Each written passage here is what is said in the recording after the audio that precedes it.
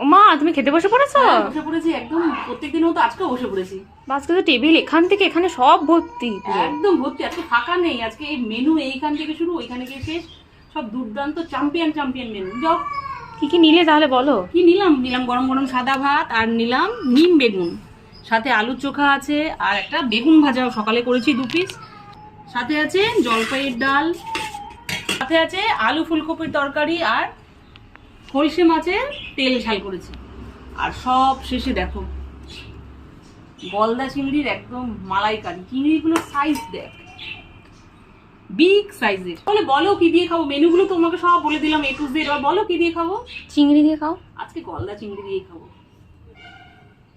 থালাটা তুললাম, দেখো গলদা চিংড়ি সাইজটা দেখো, ইয়া বড় পাতে, দেখেছো? একটু ভাত নিলাম, একটু গ্রেভি নিলাম, এই ভাত মাখলাম।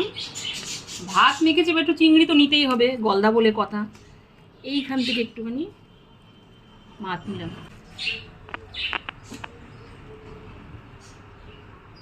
দারুণ।